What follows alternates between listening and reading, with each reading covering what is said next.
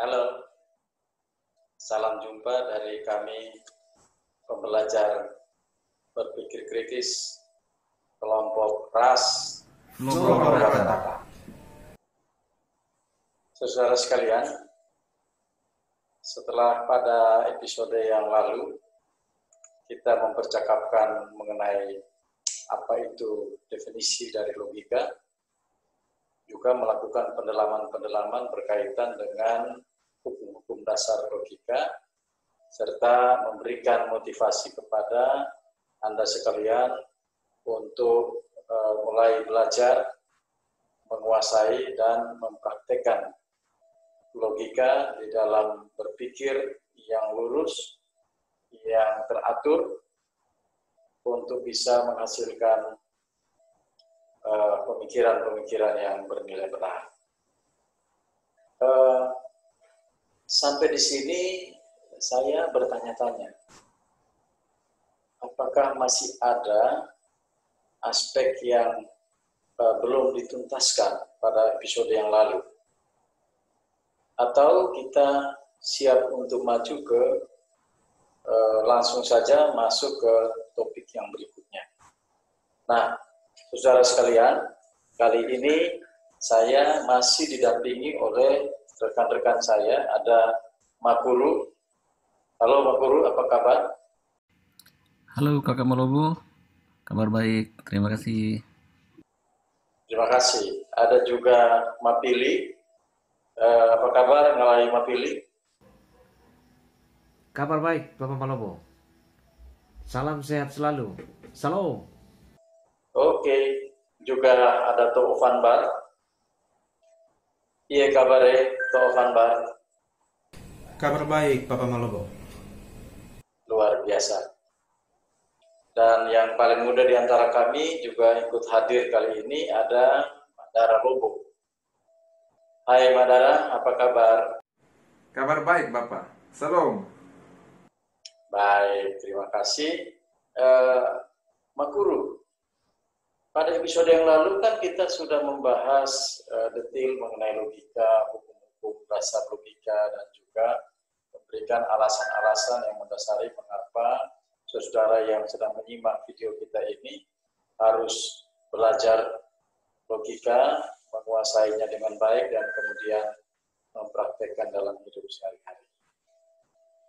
Apakah masih ada yang perlu untuk kita perbincangkan lagi yang anggap saja itu menjadi PR tersisa dari episode yang lalu? Silakan Pak Guru.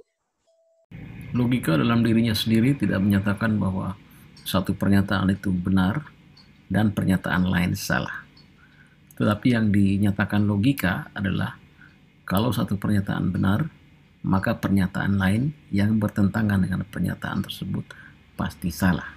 Tidak ada hukum-hukum logika yang menyatakan misalnya bahwa manusia tidak bisa berlari dengan kecepatan 150 km per jam tanpa bantuan mesin. Tidak ada. Dari sini kita lihat bahwa logika memang sangat penting, tapi logika bukan segala-galanya. Namun tanpa logika, tidak akan ada hal yang lain. Tidak akan ada pemikiran, tidak akan ada diskursus, tidak ada komunikasi. Baik, terima kasih Makuru. Rupanya ada satu hal yang juga mendasar, yaitu dengan menguasai logika tidak otomatis kita bisa membenarkan atau kita bisa memastikan atau menentukan benar salahnya pendapat, benar salahnya pemikiran kita. Logika bukan penentu kebenaran. Logika bisa kita gunakan untuk berpikir dengan teratur. Logika bisa juga kita gunakan sebagai alat ukur untuk menilai apakah kita sudah berpikir dengan teratur, dengan benar, dan dengan demikian bisa kemudian menjamin kebenaran dari pemikiran-pemikiran kita. Nah, saya bisa analogikan apa yang Makuru jelaskan tadi, seperti misalnya di depan kita ada satu gelas air, kita mau membuat teh manis. Nah, teh manis, penentu manisnya teh itu adalah gula. Tetapi kalau kita mau mengetahui tehnya sudah manis atau tidak, ada lidah yang bisa kita gunakan sebagai alat untuk mengukur. Jadi ini kalau kita analogikan dengan logika, lidah ini adalah logika. Jadi kalau kita ingin pemikiran kita benar, ya tidak otomatis asal kita menguasai logika lalu pasti semua pemikiran kita benar. Ya, yang menentukan benar salahnya logika itu ada faktor, benar salahnya pemikiran Anda itu ada faktor lain yang menentukan. Tetapi logika membantu Anda untuk menilai apakah cara berpikir dan juga pemikiran Anda itu sudah benar atau belum. Ya, seperti fungsi lidah terhadap pengujian tingkat kemanisan dari satu teh manis yang kita buat. Dr. Van Baar, kita kan sudah paham hukum-hukum logika. Ya. Apakah dengan itu saja sudah cukup bagi kita untuk konsisten berlogika? Coba Dr. Van Baar memberikan penjelasan. Oke. Dalam komputer ada hal yang sangat mendasar harus ada, kalau tidak kita tidak akan mengenal komputer, yaitu bilangan biner. Nah, tanpa bilangan biner kita tidak tahu apa itu komputer, apa itu laptop atau ponsel pintar yang kita gunakan sehari-hari ini. Nah, ini. Namun tentu saja untuk suatu komputer bisa hidup tidak hanya dengan bilangan biner saja. Harus ada komponen-komponen lainnya, misalnya seperti listrik atau apalagi hardware-nya dan lain sebagainya. Nah, demikian juga dengan logika. Memang yang paling mendasar dan paling fundamental dalam logika adalah hukum-hukum logika itu sendiri. Kalau hukum-hukum logika tidak eksis, ya kita tidak akan kenal namanya logika, atau yang ada hanya keabsurdan mutlak. Nah, tapi namun demikian ada hal-hal lain juga agar kita bisa berpikir logis atau berpikir konsisten. Itu tidak cukup hanya dengan mempelajari hukum-hukum logika, yaitu argumen. Nah, dengan argumen, dengan memahami argumen, kita akan tahu bila mana sesuatu pernyataan itu logis atau tidak, atau kita akan berbicara itu bisa tahu bahwa kita sedang berbicara ini logis atau tidak. Nah, hal tersebut kita pelajari atau kita tahu dalam argumen. Demikian Pak Malobo. Baik, Pak Van Baar, terima kasih banyak. Rupanya ya begitulah, menguasai hukum-hukum logika saja tidak otomatis membuat kita bisa berlogika secara konsisten. Ada hal-hal yang juga perlu kita kuasai, juga perlu kita perhatikan, terutama dalam hal ini disebut Van Baar tadi adalah argumen. Ya, bagaimana kita mengekspresikan logika dalam hal ini, hukum-hukum dasar logika di dalam menyusun apa yang kita sebut sebagai argumen. Nah, saya penasaran, Mapili, argumen ini apa sebenarnya? Bisakah Mapili membantu saya untuk mendefinisikan apa itu argumen supaya ya saya lebih paham lagi apa yang sudah disampaikan oleh Dr. Van Baar tadi. Silakan Mapili. Harus diakui bahwa upaya untuk memahami argumen itu tidak mudah. Untuk bisa memahami argumen dengan baik, kita perlu mengenali apa ciri penting yang ada di dalam sebuah argumen. Argumen itu terdiri dari dua bagian penting. Bagian yang pertama disebut sebagai premis. Bagian yang kedua disebut sebagai kesimpulan. Ada berapa premis di dalam argumen? Itu bergantung dari jenis argumennya. Jika argumennya itu merupakan suatu kesimpulan langsung, biasanya hanya terdapat satu premis dan satu kesimpulan. Sebaliknya, jika argumen itu bukan kesimpulan langsung atau bersifat silogisme, maka premis di dalam suatu argumen lebih dari satu. Nah, yang menarik lagi, yang merupakan ciri penting dari argumen adalah pernyataan yang ada di dalam kesimpulan itu belum disetujui kebenarannya. Jadi, di dalam berargumen sebenarnya kita sedang berusaha meyakinkan orang lain atau meyakinkan diri sendiri untuk menerima suatu pernyataan sebagai suatu kebenaran dengan menggunakan pernyataan lain sebagai pendukung atau sebagai alasan mengapa pernyataan ini harus diterima sebagai kebenaran.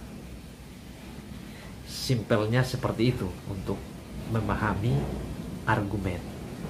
Tetapi untuk mempermudah teman-teman yang mendengarkan pembahasan ini, saya akan membuatkan satu contoh sederhana. Misalkan ada seorang anak di bawah umur yang masih berada dalam pengawasan orang tua ingin menonton suatu film.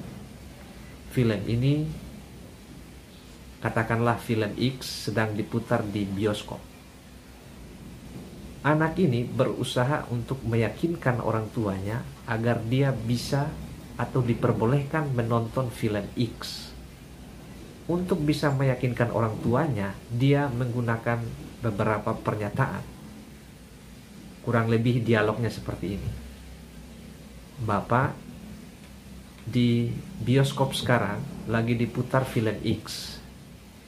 Film ini menurut pakar pendidikan dasar dan menengah memiliki nilai positif bagi anak-anak dan dianjurkan untuk ditonton oleh anak-anak usia remaja. Teman-teman saya sebagian di kelas sudah menonton film ini, dan mereka yang sudah menonton film ini mengatakan bahwa film ini menarik dan punya nilai positif bagi anak-anak usia saya. Bolehkah saya menonton film X malam ini? Nah, dari dialog ini sebenarnya kita dapat melihat bahwa sang anak berusaha untuk meyakinkan orang tuanya agar dia boleh atau layak menonton film X dengan memaparkan sejumlah pernyataan. Misalnya pernyataan pertama, rekomendasi dari para pakar pendidikan anak bahwa film ini punya dampak positif terhadap pendidikan anak. Pernyataan kedua, sebagian teman-temannya sudah menonton film X ini. Dan yang ketiga, ada testimoni dari sebagian teman-teman yang menonton film ini bahwa film ini punya sesuatu yang positif bagi anak-anak dan remaja. Dengan demikian, dia mengharapkan suatu persetujuan terhadap kesimpulan bahwa dia boleh menonton film X. Jadi dari contoh ini kita bisa memahami bahwa di dalam berargumen kita berusaha meyakinkan orang lain dengan menggunakan pernyataan lainnya yang kita sebut sebagai premis. Sesederhana itu kita memahami suatu argumen. Demikian Bapak Malomo.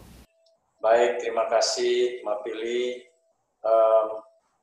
Ya, rasanya sudah semakin jelas ya apa itu argumen sebagaimana penjelasan Mbak Pili tadi. Tapi begini, saya ingin menggali lebih dalam dengan Madara. Madara, katakanlah saya punya pandangan bahwa seperti ini, ya. Pernyataannya begini, SBY mengikuti Pilpres 2004 dan memenangkan mayoritas suara. Dan karena itu, dia pertama kali menjadi presiden pada tahun 2004. Kalau merujuk ke definisi Mapili tadi, apakah dua macam pernyataan ini sudah bisa kita sebut sebagai argumen? Silakan, Madara. Oh, itu bukan argumen, Bapak. Itu yang kita sebut sebagai penjelasan. Dalam penjelasan, bagian kesimpulannya sudah dipercaya sebagai sesuatu yang benar. Semua orang yang belajar sejarah Indonesia atau tahu sejarah Indonesia tidak bisa menyangkali fakta bahwa SBY adalah presiden tahun 2004. Jadi untuk kita melihat letak perbedaan antara penjelasan dan argumen adalah pada bagian kesimpulan. Pada penjelasan, bagian kesimpulannya sudah dipercaya sebagai sesuatu yang benar, sedangkan pada argumen, bagian kesimpulannya masih diragukan atau belum dipercaya sebagai sesuatu yang benar. Baik, terima kasih Mbak Dara. Jangan berhenti dulu, saya ingin menggali lebih dalam lagi. Kalau pada episode lalu Mbak Dara mengatakan definisi logika itu cuma ada satu. Nah, bagaimana dengan argumen? Apakah argumen ini juga hanya ada satu argumen? Atau seperti apa? Saya menduga jangan-jangan argumen ini sama dengan logika. Kalau logika cuma ada satu pengertian, ya argumen juga sudah demikian. Silakan Mbak Dara. Logika itu memang satu, namun implikasi dari logika itu tak terbatas. Jadi argumen yang ada implikasinya tidak harus satu. Pada dasarnya argumen itu kita bisa golongkan menjadi dua jenis. Yang pertama adalah argumen deduktif dan yang kedua adalah argumen induktif. Ada juga argumen lain yang kita kenal dengan nama argumen abduktif. Namun argumen ini kita bisa golongkan pada argumen induktif. Baik, terima kasih Mbak Dara. Ternyata argumen itu ada bentuk-bentuknya atau jenis-jenisnya. Tadi kita sama-sama mendengar Mbak Dara menyebutkan ada argumen deduktif, ada argumen induktif. Nah, saya mau kembali ke Mapili. Mapili, bisakah lagi-lagi Anda membantu saya dan teman-teman di luar sana tentunya mendefinisikan atau memberi pengertian yang gamblang mengenai jenis atau bentuk-bentuk argumen tadi? Apakah cuma dua seperti yang disampaikan oleh Mbak Dara, atau mungkin ada lagi argumen atau bentuk-bentuk argumen yang lain selain dua yang disebutkan oleh Mbak Dara tadi? Silakan, Mapili. Pada umumnya orang mengenal dua jenis argumen, yakni argumen deduktif dan argumen induktif. Tetapi kalau kita mempelajari lebih dalam, ya, ada lagi satu jenis argumen yang disebut sebagai argumen abduktif. Nah, argumen deduktif adalah suatu argumen di mana seluruh informasi yang digunakan untuk menarik kesimpulan sudah tersedia di dalam premis. Jadi informasi di dalam premis itu telah lengkap. Sehingga kalau premisnya benar dan argumennya valid, maka kesimpulannya pasti benar. Argumen induktif adalah suatu argumen di mana premisnya tidak mengandung seluruh informasi yang dibutuhkan untuk menarik kesimpulan. Dengan kata lain, di dalam argumen induktif, informasi di dalam premis itu tidak lengkap. Lalu bagaimana dengan argumen abduktif? Argumen abduktif sama saja dengan argumen induktif, hanya tujuannya berbeda.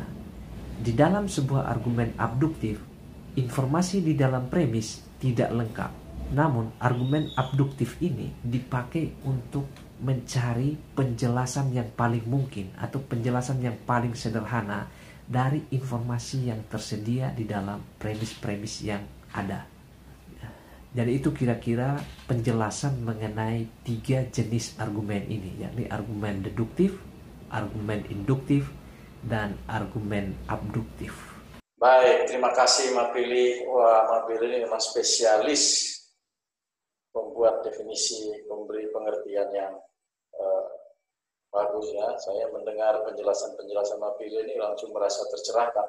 Tetapi begini ya, kalau kita cuma bahas teori saja, kita bicara teori saja sulit untuk kita bisa membawa itu di dalam praktek sehari-hari. Nah, karena itu saya ingin Makuru coba Ama membantu kita memberikan contoh-contoh praktis, contoh-contoh nyata dalam kehidupan sehari-hari berkaitan dengan definisi dari bentuk-bentuk argumen yang tadi dijelaskan oleh Mapili. Ya, silakan Makuru. Saudara sekalian, kita simak ya. Mari Makuru silakan memberikan contoh-contoh praktis dari bentuk-bentuk argumen tadi. Contoh argumen. Baik. Argumen deduktif contohnya seperti ini. Premis 1, semua orang yang bapak dan ibunya orang Sabu adalah orang Sabu. Makuru adalah orang yang bapak dan ibunya orang Sabu. Kesimpulan, Makuru adalah orang Sabu. Jadi kalau kita perhatikan di sini, unsur yang ada dalam kesimpulan, yaitu unsur Makuru dan unsur orang Sabu, sudah ada di dalam premis. Jadi kalau dalam argumen yang valid seperti ini, premisnya benar, pasti kesimpulannya juga benar. Ya, apapun yang terjadi, ya, mau langit runtuh, kayak mau gempa bumi yang menghancurkan bumi pun terjadi, kalau premis benar, dalam argumen seperti ini pasti kesimpulan benar. Contoh argumen induktif. Premis 1, acara ILC ditayangkan setiap hari Kamis di TVX. Premis 2, hari ini hari Kamis. Kesimpulan, hari ini pasti akan ditayangkan acara ILC di TVX. Nah, kalau kita perhatikan, informasi di dalam premis tidak menjamin bahwa acara ILC akan ditayangkan di TVX pada hari ini, walaupun hari ini hari Kamis. Bagaimana misalnya kalau karyawan TVX mengadakan pemogokan? Apakah akan ada siaran ILC di TVX saat itu? Bahkan TVX pun tidak akan mengudara saat itu. Contoh argumen abduktif. Premis 1, Tony memegang kunci brankas keuangan kantor. Premis 2, tidak ada tanda kerusakan pada brankas keuangan kantor. Premis 3, uang di dalam brankas keuangan kantor raib. Premis 4, Tony tidak pernah kehilangan kunci. Kesimpulan, Tony pasti menyalahgunakan kunci brankas keuangan kantor untuk mengambil uang tanpa izin. Argumennya menarik. Tapi apakah ada jaminan bahwa kesimpulannya benar? Bagaimana misalnya kalau makhluk yang kita sebut tuyul atau makhluk-makhluk sejenis itu memang ada? Apakah kesimpulan itu pasti benar? Bagaimana misalnya kalau ada orang lain yang tahu tempat Tony menyimpan kunci, dan pada saat tidak ada yang perhatikan, ia mengambil kunci lalu mengambil uang dari brankas? Bagaimana misalnya kalau ada orang yang sangat ahli dalam membuka brankas, sehingga dia bisa membukanya tanpa kunci, sehingga tidak terjadi kerusakan? Kesimpulan belum pasti benar, walaupun ada kemungkinan atau peluang untuk benar. Baik, terima kasih sekali. Wah, ternyata contoh-contoh praktisnya seperti itu ya. Mantap, Makuru. Terima kasih banyak. Nah, sekarang saya mau bagian yang terakhir ini, saya mau ke Tok Van Bar. Tok Van Bar, tadi Makuru sudah memberikan contoh-contoh. Ya, jadi Mapili membuat definisi, Makuru membantu dengan contoh-contoh nyata. Nah, saya jadi penasaran. Kalau lihat definisi, lihat ke contoh-contoh praktis tadi, apa sih sebenarnya hal yang membedakan antara satu argumen, bentuk argumen yang satu dengan bentuk argumen yang lain? Ya. Kalau kita bicara sehingga kalau ada orang berargumen, secara refleks saya langsung bisa tahu, oh ini argumen induktif, oh yang itu argumen deduktif, nah yang ini argumen abduktif. Silakan, Pak Van Bar. Pak Malobo, beta tidak lagi menjelaskan tentang argumen abduktif karena seperti sudah dikatakan sebelumnya, argumen abduktif itu naturnya sama saja dengan argumen induktif. Jadi beta hanya menjelaskan perbedaan mendasar dari argumen deduktif dan argumen induktif. Baik, yang pertama argumen deduktif. Hanya dalam argumen deduktif kita kenal yang namanya valid dan sound. Apa itu valid? Apa itu sound? Ini makanan apa lagi ini? Poin ini penting. Beta harap teman-teman memperhatikannya dengan seksama karena kalau tidak paham hal ini nanti gagal membedakan antara kedua argumen ini. Valid itu artinya begini. Tadi Pak Makuru sudah berikan banyak contoh. Beta kasih satu contoh lagi. Misalnya begini. Premis pertama, semua manusia pasti mati. Premis kedua, Tok Van Bar adalah manusia.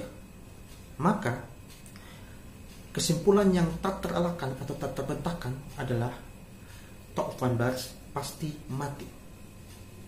Nah, kesimpulan Thoop van Bars pasti mati ini adalah kesimpulan yang merupakan keharusan dari premis-premisnya, tak terbantahkan, tak terelakkan, dan tak dapat diganggu gugat. Nah, ini disebut dengan argumen yang valid. Apapun itu, tetap argumen ini adalah valid. Nah, itu disebut dengan valid. Lalu bila mana suatu argumen disebut sound, kita akan kasih dalam argumen lainnya begini. Misalnya, premis yang pertama, semua yang berkaki dua adalah manusia.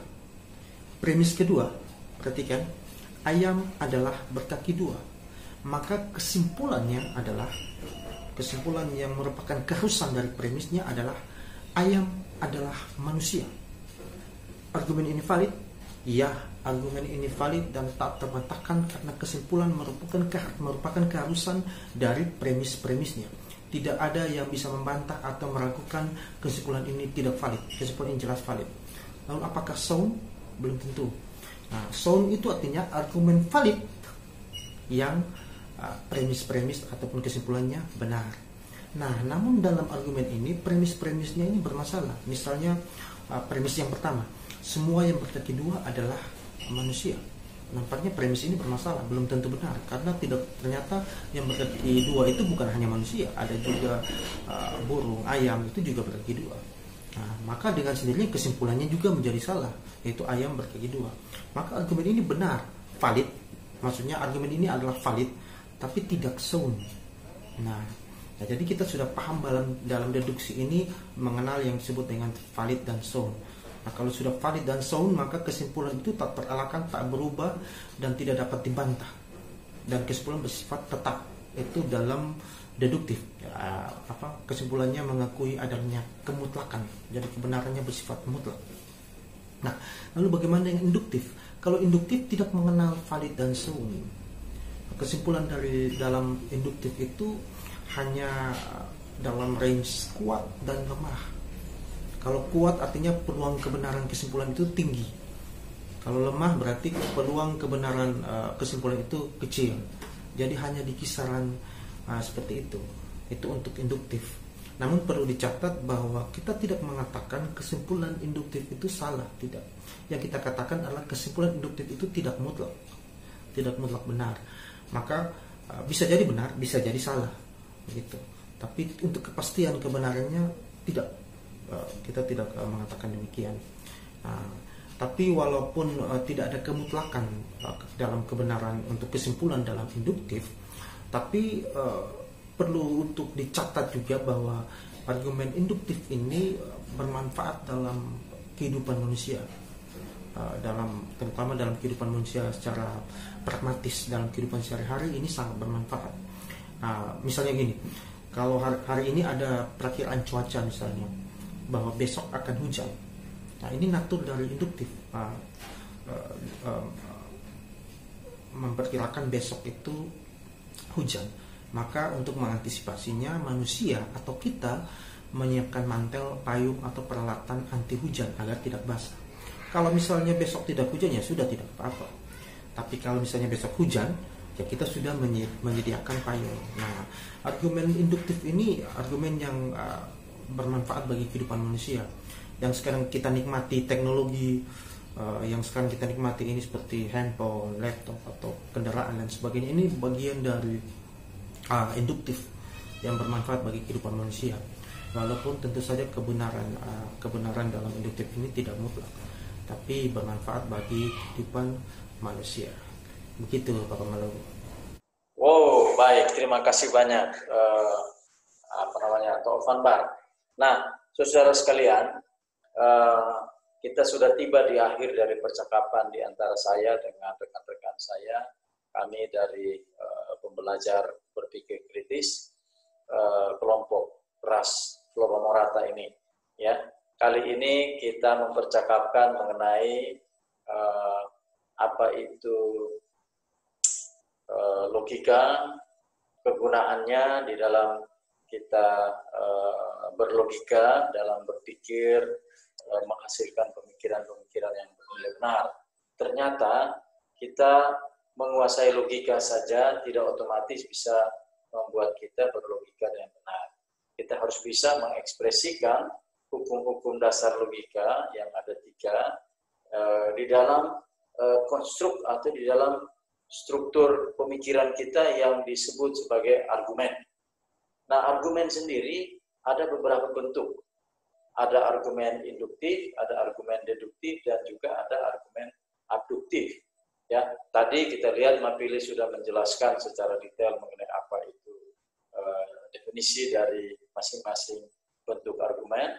Kemudian Makuru membantu dan memberikan contoh-contoh praktis, dan yang terakhir Toro van Baar membantu kita menarik garis pembeda antara argumen induktif dengan argumen deduktif dan abduktif, dan juga sebaliknya.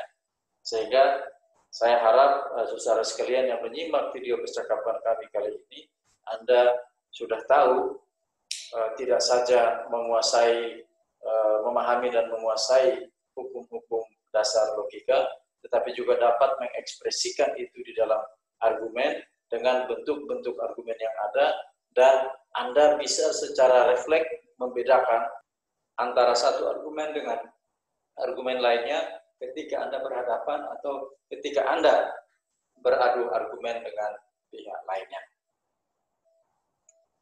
Demikianlah saudara sekalian perjumpaan kita kali ini. Kita akan akhiri di sini dan akan berjumpa lagi pada episode berikutnya. Salam perpisahan dari kami, pembelajar berpikir kritis dari kelompok ras Global Rata. Terima kasih.